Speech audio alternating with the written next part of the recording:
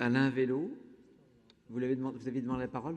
Oui, mais je m'étais absenté. Vous l'avez. Voilà. Monsieur le Président, mes chers collègues, sont donc soumis à notre approbation deux rapports. Le premier présentant les mesures du plan Nouvelle Chance pour les jeunes décrocheurs, impliquant une convention entre la région et les services déconcentrés de l'État, rectorat, DRAF, préfecture, la protection judiciaire de la jeunesse, Pôle emploi et l'Union régionale des missions locales, ainsi qu'un accord de partenariat entre la région, l'Académie de Nantes et l'association C'est possible.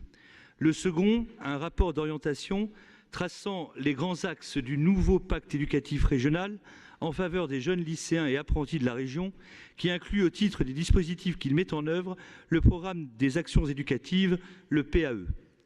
Concernant le premier rapport, le groupe Front National Rassemblement Bleu Marine ne peut que saluer la volonté politique de lutter contre le décrochage, dont témoigne le plan Nouvelle Chance pour les jeunes décrocheurs.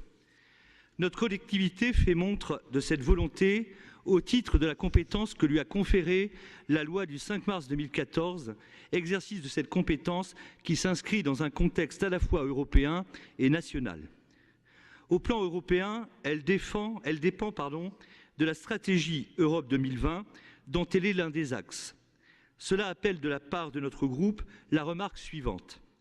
Les motifs et finalités orientant cette stratégie Europe 2020 sont, comme souvent avec l'UE, purement comptables et s'inscrivent dans la continuité directe de la stratégie de Lisbonne pour la croissance et l'emploi, adoptée par le Conseil européen en mars 2000.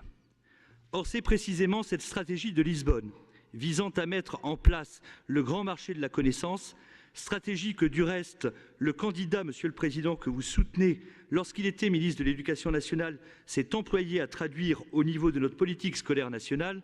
Ce fut la loi d'orientation et de programmation pour l'avenir de l'école de 2005.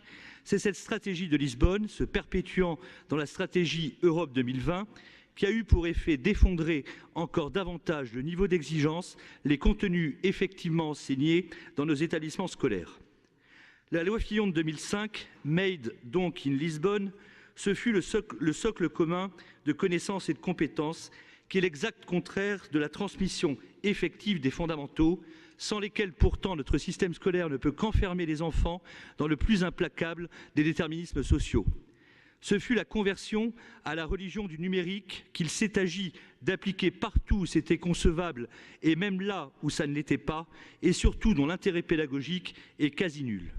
Ce fut la vénération sans mesure de l'anglais de communication internationale, c'est-à-dire du globish, et la généralisation de son enseignement au détriment des autres langues, le tout à seule fin d'employabilité et surtout de flexibilité de l'emploi.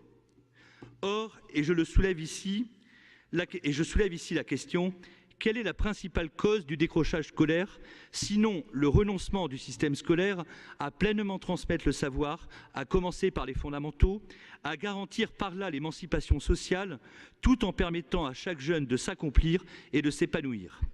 Ce renoncement, au contraire, ne peut que produire un échec scolaire massif, amplifiant de surcroît les inégalités sociales d'origine. Ce renoncement mène tout droit au décrochage scolaire, dont les premières victimes sont les jeunes issus des milieux sociaux les moins favorisés. Que notre collectivité s'engage dans la lutte contre le décrochage, ce dont encore une fois on ne peut certes que se féliciter, n'en fait pas moins qu'elle s'emploie à remédier à des effets qu'à juste titre elle déplore, tout en chérissant les causes, comme c'est du moins le cas de sa majorité et d'une large part de l'opposition, un désastre organisé par la soumission à l'Union européenne en matière éducative en l'occurrence, et par la démission corrélative de l'État. Dans ce double contexte, et pour tout vous dire, je suis peu confiant dans l'efficience de cette politique régionale de lutte contre le décrochage. J'ajoute une apostille à ces considérations de fond, pour m'étonner qu'une association comme C'est possible, dont j'observe les proximités avec le syndicat CFDT qui ne brille pas par sa neutralité idéologique, et les références appuyées au vivre ensemble qui contredit le principe d'assimilation républicaine dont nous avons voté avec votre majorité la suppression du PAE, soit partenaire pour la mise en œuvre de ce plan de lutte contre le décrochage scolaire. Concernant à présent le second rapport sur le pacte éducatif régional, le groupe Front National Rassemblement Bleu Marine ne peut que saluer le souci d'égalité qu'il manifeste. Vous soulignez doublement l'existence de zones blanches en matière d'actions éducatives, comme l'Est de la Sarthe ou le Nord de la Mayenne, et le fait d'une moindre application du programme d'actions éducatives dans le privé que dans le public. Pour autant, ces disparités, auxquelles il est légitime de chercher, comme tel est donc le cas, à remédier, nous paraissent inévitablement devoir découler de la forme et de la logique dont ces actions éducatives sont par nécessité tributaires. Elles s'inscrivent dans le cadre de l'autonomie des établissements scolaires en prenant pour vecteur le projet d'établissement dont vous souhaitez qu'ils intègrent plus fortement ce programme des actions éducatives. Or, et c'est bien ce qui suscite nos réserves, l'autonomie des établissements inéluctablement nourrit des ruptures d'égalité, au premier rang desquelles celle des élèves devant les enseignements dispensés et devant l'offre éducative qui leur est proposée. Et c'est pourquoi, contrairement à l'ensemble des autres formations politiques, celle que je représente ici se montre extrêmement rétive face à l'autonomie croissante des établissements scolaires et ne voit en aucun cas en elle, contrairement aux autres donc, la panacée aux maux et aux dysfonctionnements dont souffre notre système d'éducation.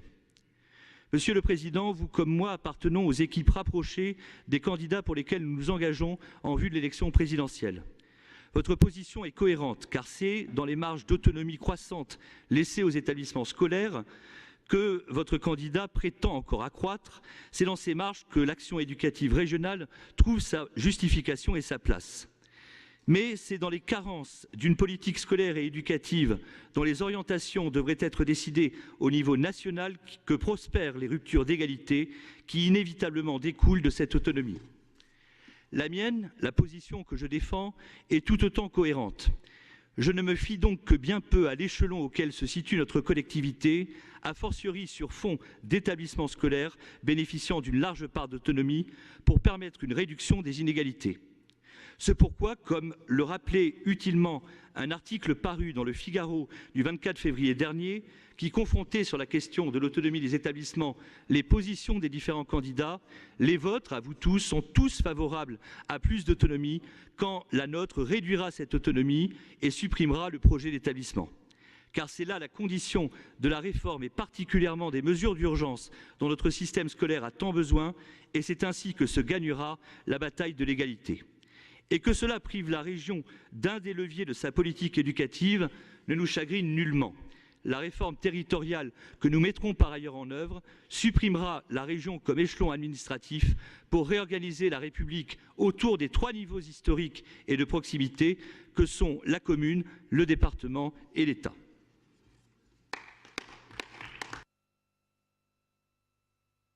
Je tremble d'avance.